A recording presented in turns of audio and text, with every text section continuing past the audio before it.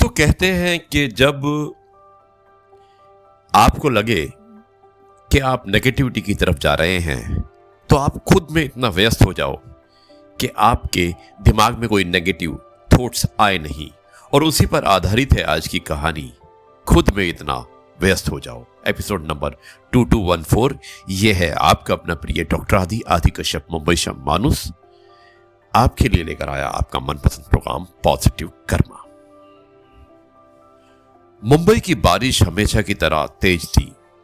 Local train लोगों से भरी हुई थी और हर चेहरा अपनी लड़ाई लड़ रहा था। उसी भीड़ में बैठा था आरव, 29 साल का एक साधारण लड़का जो हर दिन सोशल मीडिया पर दूसरों की जिंदगी देखकर खुद को छोटा महसूस करता था। कभी किसी की नई कार देखकर दुखी होता तो कभी किसी की विदेश यात्रा देखकर परेशान। उसे लगता था कि उसकी जिंदगी में कुछ खास नहीं है।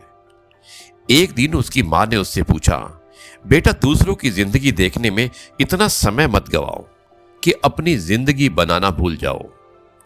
अब यह बात आरव के दिल में उतर गई।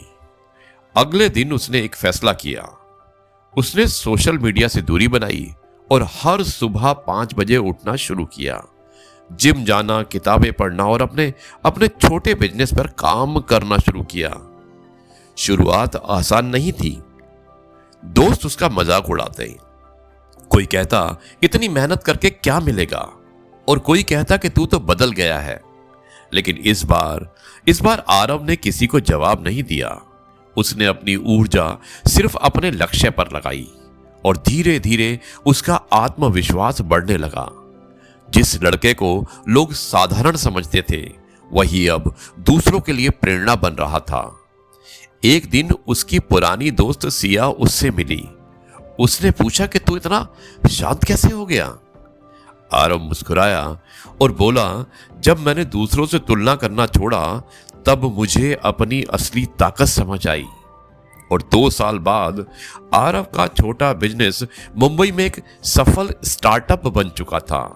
उसकी टीम में 40 लोग काम कर रहे थे, लेकिन सबसे बड़ी बात, अब वो अंदर से खुश था। एक इंटरव्यू में उससे पूछा गया, आपकी सफलता का सबसे बड़ा राज क्या है? आरव ने जवाब दिया, मैंने अपनी जिंदगी को इतना व्यस्त किया, इतना अनुशासित और इतना उद्देश्यपूर्ण बना लिया कि मुझे दूसरों की जिंदगी पर ध्यान देने का समय ही नहीं मिला। दोस्तों, जब इंसान अपनी ऊर्जा खुद को बेहतर बनाने में लगाता है तो तुलना, जलन और बेकार की राय अपने आप खत्म हो जाती है। अपना फोकस खुद पर रखिए, दुनिया अपने आप आपकी ओर देखने लगेगी। यही मैसेज था आज की इस कहानी का। मुझे उम्मीद है कि आपको कहानी पसंद आई होगी। अब मैं इस कार्यक्रम को यहीं पर समाप्त करता हूं और कल आपसे एक बार फिर से मुलाकात करूंगा कुछ नई बातों के साथ।